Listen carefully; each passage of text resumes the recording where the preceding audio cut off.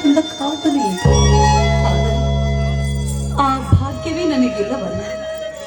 ಹುಟ್ಟುವಾಗಲೇ ತಂದೆ ತಾಯಿಯನ್ನು ಕಳೆದುಕೊಂಡಿರುವ ನನ್ನ ಅದೃಷ್ಟ ಹೆಣ್ಣು ನಾನು.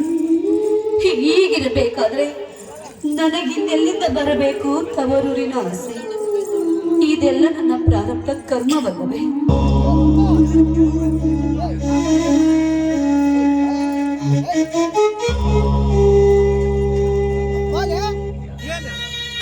ಮಂಜುಳಾ, ಏನು ಮಾಡ್ತಿರುವೆ? ಮೈದುನರು ಮನೆಯಲ್ಲಿಲ್ಲವೇ?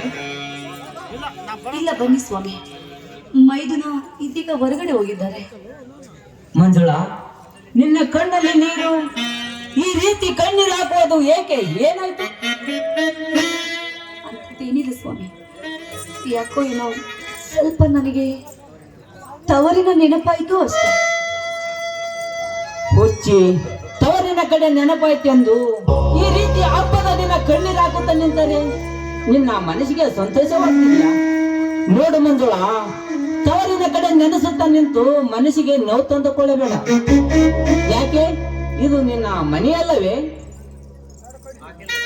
ಅರೇ ನೋಡಿ, ಒಂದು ಹೆಣ್ಣಿಗೆ ಗಂಡನ ಮನೆಯಲ್ಲಿ ಸುಖ ಸೌಭಾಗ್ಯ ಎಲ್ಲ ಇದ್ದರೂ ಸಹ ತವರನ್ನು ಮರೆಯಲು ಸಾಧ್ಯವೇ? ಯಾಕೆ ಮಂಜುಳಾ, ಈ ಮನೆಯಲ್ಲಿ ಏನಾದರೂ ನಿನಗೆ ತೊಂದರೆ ಆಗಿದೆಯಾ? ಹಾಗೇನಿದ್ರೆ ಹೇಳು. ಚೇಚಿ, ಇದೇನ್ರಿ ಎಂತ ಮಾತನ್ನಾಡ್ತಾಳ್ರ? ಈ ಮನೆಯಲ್ಲಿ ನನಗೆ ಯಾವುದಕ್ಕೂ ಕೊರತೆ ಇಲ್ಲ ಕಣ್ರಿ. ದೇವರಂತ ಗಂಡ ನೀವಿರುವಾಗ ಹುಲಿ ಅಂತ ಇಬ್ಬರು ಮೈದುನರು ಇರಬೇಕಾದ್ರೆ ಅದಕ್ಕಿಂತ ಸೌಭಾಗ್ಯ ನನಗೆ ಇನ್ನೇನ್ ಬೇಕ್ರಿ ಈ ಮನೆಯಲ್ಲಿ? ನೋಡು ಮಂಜುಳಾ, ತವರಿನ ಕಡೆ ನೆನೆಸುತ್ತ ಇದು ಮಾಡಿಕೊಳ್ಳಬೇಡ. ಯಾಕೆ? ಈ ಮನೆಯಲ್ಲಿ ಏನಾದರೂ ಉಡಲು ತಿನ್ನಲು ಕಡಿಮೆ ಆಗಿದೆಯಾ? ಹಾಗೇನಿದ್ದರೂ ನನಗೆ ಹೇಳು, ನಾನು ತಂದು ಕೊಡ್ತೀನಿ. ಯಾವಾಗಲೂ ನೀನು ಕಣ್ಣೀರು ಹಾಕಕೂಡದು, ಯಾವಾಗಲೇ ನಗು ನಗುತ್ತಿರ್ಬೇಕೆನ್ನೋದೇ ಈ ನಿನ್ನ ಗಂಡನಾಸೆ. ಹಾಗಾದ್ರೆ ನೀವು ನನ್ನದನ್ನು ಒಂದೇಕೆ ಮಂಜುಳಾ, ಅತ್ತಿಗೆಳು ಖಂಡಿತವಾಗ್ಲೂ ನಡೆಸಿಕೊಡ್ತೀನಿ. ಏನೂ ಇಲ್ಲ ಕಣ್ರಿ. ನೋಡಿ, ಈಗ ನಮ್ಮಿಬ್ಬರ ಮೈದುನರ ಮದುವೆ ಮಾಡಬೇಕೆನ್ನುವುದೇ ಈ ನಿನ್ನ ಸತಿಯ ಆಸೆ.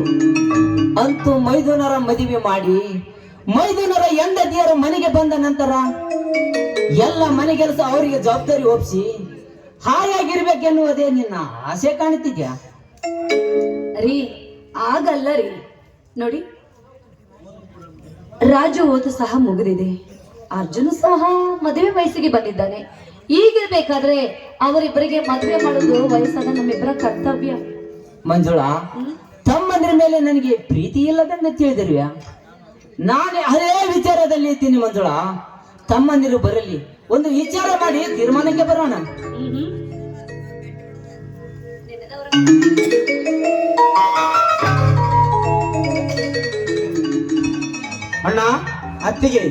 ಅಣ್ಣ ಅತ್ತಿಗೆರಿಬ್ಬರು ಏನೋ ವಿಚಾರ ಮಾಡಕತ್ತಿದಂತೆ ಕಾಣುತ್ತದೆ. ಏನಣ್ಣ ಅದು? ಬನ್ನಿ ತಮ್ಮಂದ್ರಿ, ಏನಿಲ್ಲ, ನಿಮ್ಮಿಬ್ಬರ ಬಗ್ಗೆ ವಿಚಾರ ಮಾಡುತ್ತಿದ್ದೇವೆ. ಅಣ್ಣ, ಏನದು ನಮ್ಮಿಬ್ಬರ ಬಗ್ಗೆ ವಿಚಾರ ಮಾಡುವಂತ ವಿಷಯ? ಏನು ಇಲ್ಲಪ್ಪ. ನೋಡಿ, ನಾವೀಗ ನಿಮ್ಮಿಬ್ಬರ ಮದುವೆ ಮಾಡ್ಬೇಕೆಂದು ತೀರ್ಮಾನ ಮಾಡಿದ್ದೇವೆ. ಇದಕ್ಕೆ ನಿಮ್ಮ ಅಭಿಪ್ರಾಯ? ಅತ್ತಿಗೆ, ಇಷ್ಟು ಬೇಗ ನಮಗೇಕಮ್ಮ ಮದುವೆ? ಇನ್ನಷ್ಟು ದಿನಗಳು ಕಳೆಯಲಿ. ಯಾಕೆಂದರೆ ರಾಜುವಿನ ಓದಿ ಸಲುವಾಗಿ ಈಗಲೇ ಸಾಕಷ್ಟು ಸಾಲವಾಗಿದೆ. ಆ ಸಾಲ ಎಲ್ಲ ತೀರಿದ ನಂತರ ಮುಂದೆ ನೋಡಿಕೊಂಡರಾಯ್ತು. ರಾಜು, ಇದಕ್ಕೆ ನಿನ್ನ ಅಭಿಪ್ರಾಯವೇನಪ್ಪ? ಅತ್ತಿಗೆ, ಅಣ್ಣನಿಗೆ ಮದುವೆ ಬೇಡ ಅಂದ ಮೇಲೆ ಅವನ ತಮ್ಮನಾದ ನನಗೆ ಕಮ್ಮ ಮದುವೆ?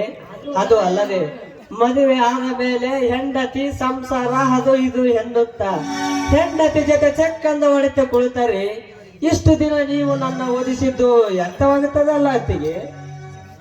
ನನಗೆ ಯಾವುದಾದರೂ ಒಂದು ಉದ್ಯೋಗ ದೊರೆತ ಮೇಲೆ ಮದುವೆಯಾಗಿ ನಿಮ್ಮ ಸೇವೆ ಮಾಡುತ್ತಾ ಕಾಲ ಕಳೆಯಬೇಕೆನ್ನೋದೇ ನನ್ನ ಆಸೆ ಅತ್ತಿಗೆ.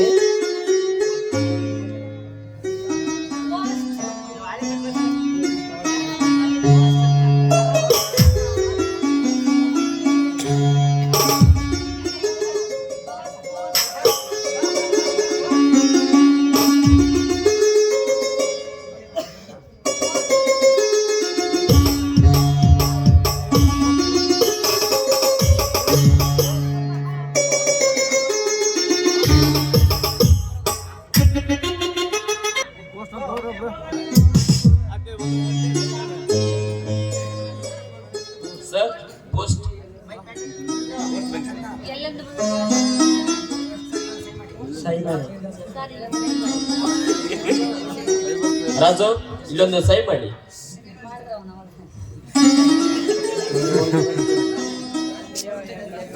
ರಾಜು ಇನ್ನು ಬರುತ್ತೇನೆ. ಆಯ್ತು ಸರ್, ಹೋಗಿ ಬನ್ನಿ.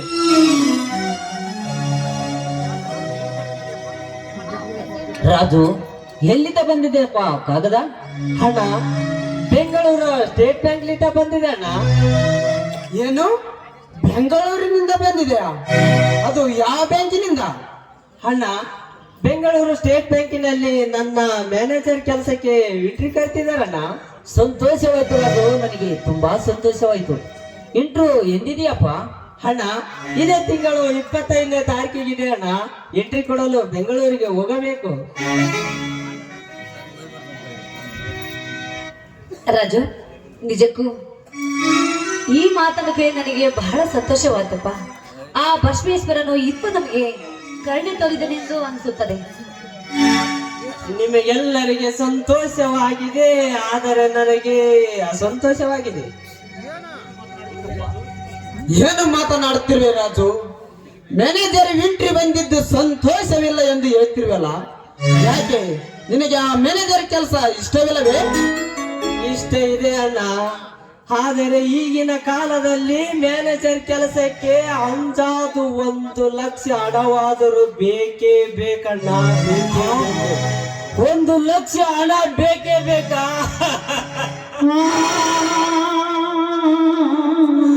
ನಾವಿರುವ ಈ ಸ್ಥಿತಿಯಲ್ಲಿ ಅಷ್ಟೊಂದು ಎಲ್ಲಿಂದ ತರುವನಪ್ಪ, ಎಲ್ಲಿಂದ ತರುವನು?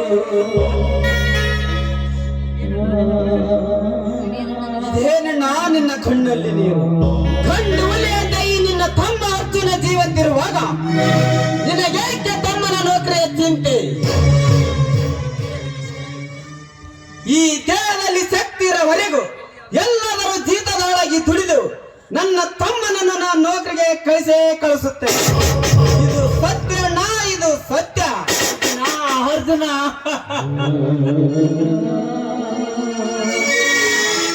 ಜೀತದೊಳಗಿ ಹಣ ತಂದು ಕೊಡುವುದಲ್ಲ. ಸಮಯ ನಮಗಿಲ್ಲಪ್ಪ, ನಮಗಿಲ್ಲ. ಕೇವಲ 12 ಗಂಟೆ ಮಾತ್ರ ನಮಗಿರುವ ಕಾಲಾವಕಾಶಪ್ಪ, ಕಾಲಾವಕಾಶ.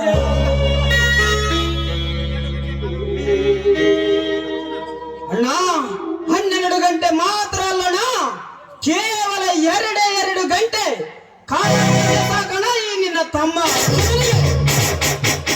ಈ ಸಮಯದಲ್ಲಿ ನನಗೇನು ಮಾಡ್ಬೇಕೆಂದು ದೋಚದಂತಾಯಿತೆ.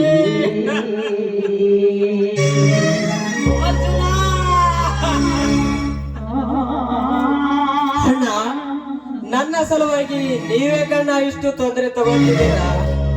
ನಿಮಗೆ ತೊಂದರೆ ಮಾಡಿ ನಾನು ಈ ನೌಕರಿ ಸೇರುವುದು ಯಾವ ಪ್ರಯೋಜನವಿಲ್ಲ. ನಾನು ಈ ಇಂಟ್ರಿಗೆ ಹೋಗೋದನ್ನು ಬಿಟ್ಟು ಬಿಡುತ್ತೇನೆ. ರಾಜು, ನೋಡಪ್ಪ, ಈ ಸುಖ ದುಃಖಗಳು ಮಾನವನಾಗಿ ಜನಿಸಿದ ಮೇಲೆ ಬರುವುದು ಸಹಜವಲ್ಲವೇ? ಇದನ್ನೆಲ್ಲ ತಲೆ ಕೆಡಿಸ್ಕೊಂಡು ನೀನು ಯಾವುದಕ್ಕೂ ಯೋಚನೆ ಮಾಡಬೇಡಪ್ಪ. ಎಲ್ಲದಕ್ಕೂ ಆ ಭಗವಂತನಿದ್ದಾನೆ. ಬನ್ನಿ, ಇದೆಲ್ಲ ಚಿಂತೆ ಮಾಡೋದನ್ನು ಬಿಟ್ಟು ಊಟ ಮಾಡಿರುತ್ತೆ. ಬನ್ನಿ. ಸರಿ ಹೊತ್ತಿಗೆ ಹಾಗಾದರೆ ಊಟ ಮಾಡೋಣ, ನಡಿ.